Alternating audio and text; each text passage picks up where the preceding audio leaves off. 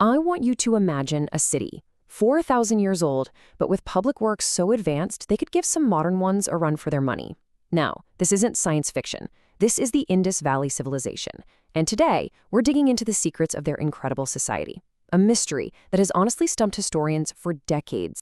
Just let that quote sink in for a second. An archaeologist, standing in ruins from 3000 BCE, is looking around and thinking, wow, the drainage system here is better than in parts of the modern world.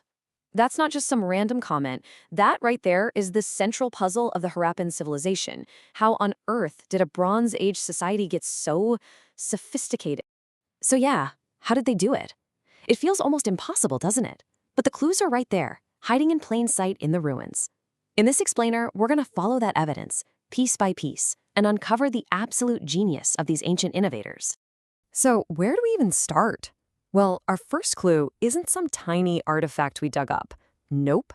For this one, we have to zoom out and look at the big picture, the city's master plan. The very blueprint of their metropolis reveals a level of planning that is just, well, it's mind-blowing. Okay, so look on the right. That's your typical ancient city, kind of chaotic, a maze of winding little streets that just sort of grew over time. A total mess, right? Now look to the left. That's the Harappan way. A perfect, meticulously planned grid. This wasn't a city that just happened. It was designed from the ground up with an incredible amount of intention and foresight. And when you look closer, their obsession with order is just everywhere. We're not just talking about a few straight roads. We're talking intersections at perfect 90-degree angles across the entire city. And get this, standardized, uniform bricks. Now that might sound a little boring, but it is a huge deal. It tells us they had centralized production, shared standards of measurement, probably a powerful government that could organize all this. This wasn't just building, this was nation building. All right, so the city plan is incredible. But now let's zoom in from that bird's eye view right down to the level of a single-family home. Because if you thought their urban planning was advanced, just wait until you see how they handled fresh water. It was absolutely revolutionary. Just look at that number, over 700. And that's just the number of private wells they've found in one city, Mohenjo-Daro. You have to understand, in the ancient world, this was unheard of. Getting water was a major public chore, a long walk to a river or a crowded community well. The Harappans, they had fresh, clean water on tap inside their own homes.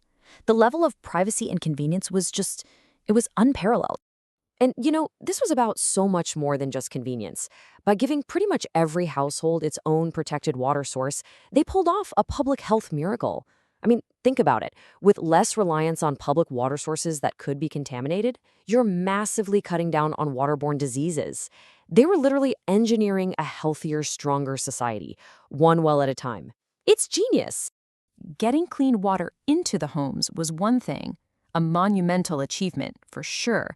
But the true signature of their genius, that lies in how they got the wastewater out. So now we're going to go underground and explore the hidden network that kept their cities cleaner than any other in the ancient world. We have a name for this today, right? Sanitation engineering. But 4,000 years ago, the Harappans weren't just practicing it. They were basically inventing it. All the evidence points to them being the very first civilization to develop a complex, citywide sanitation system. The first ones.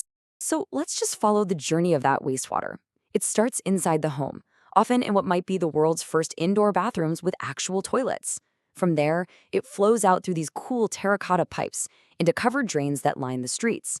Then, these smaller drains all fed into a massive underground sewer system that carried all the city's waste far away from where people lived. It was this elegant, fully integrated, citywide network. But here's the kicker. This is the detail that truly blows my mind.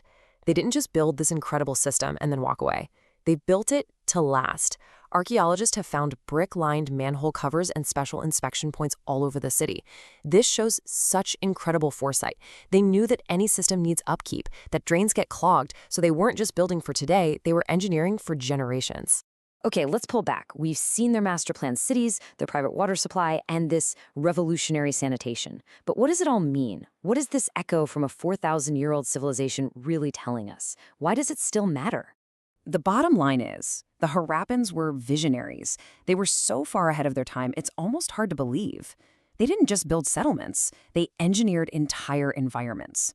From city grids designed for order, to private wells built for health, to a sanitation system engineered for the long haul, they created a blueprint for sustainable city living that was millennia ahead of its time. And that leaves us with one last kind of provocative thought. The Harappans, with Bronze Age technology, planned and built cities designed to be clean, healthy, and sustainable for generations. And it really forces us to stop and ask a hard question about our own time. With all our modern knowledge and incredible technology, are we truly building with that same kind of foresight?